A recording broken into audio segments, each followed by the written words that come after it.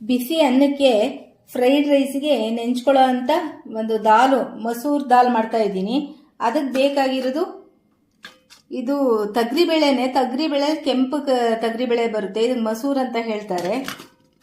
ಅರ್ಧ ಸ್ಪೂನು ಜೀರಿಗೆ, ಇದು ಸ್ಟಾರು, ಲವಂಗ, ಚಕ್ಕೆ 3 ತೊಗೊಂಡಿದ್ದೀನಿ. 4 ಒಣಮೆಣಸಿನ್ಕಾಯಿ, ಕರಿಬೇವಿನ ಸೊಪ್ಪು, ಕೊತ್ತಂಬರಿ ಸೊಪ್ಪು, ತುಪ್ಪ, ರುಚಿಗೆ ತಕ್ಕಷ್ಟು ಉಪ್ಪು, 1 ಲೋಟ ನೀರು, ಇಷ್ಟು ತೊಗೊಂಡಿದ್ದೀನಿ. ತುಪ್ಪನ 2 ಸ್ಪೂನ್ ಹಾಕ್ತಾ ಇದ್ದೀನಿ.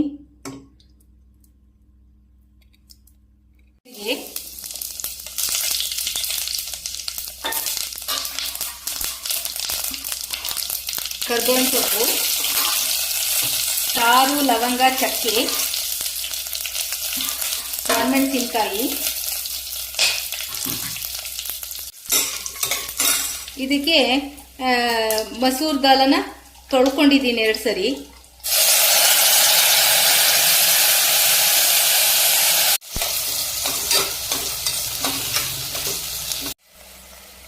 ಅರಿಶಿನ ಒಂಚೂರು.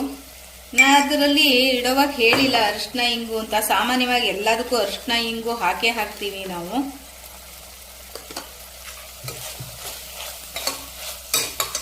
ಇವಾಗ ನೀರು ಹಾಕ್ತಾ ಇದ್ದೀನಿ.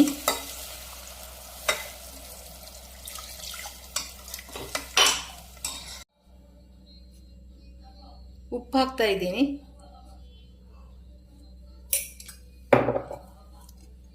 ಕೊತ್ತಂಬರಿ ಸೊಪ್ಪು,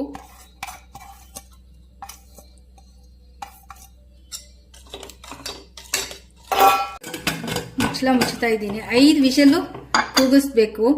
ಅದು ಬೇಳೆ ಚೆನ್ನಾಗಿ ಬೇಯಬೇಕು. ಅದರಿಂದ ಮಸೂರ್ ದಾಲು ರೆಡಿ ಆಯಿತು.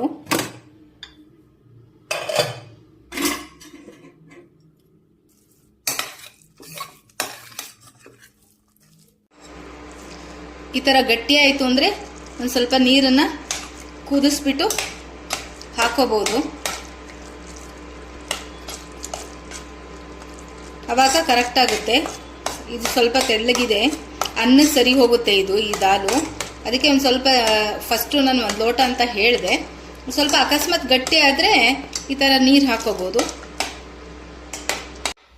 ಇದು ಚಪಾತಿ, ದೋಸೆ, ರೊಟ್ಟಿ ಎಲ್ಲದಕ್ಕೂ ಚೆನ್ನಾಗಿರುತ್ತೆ.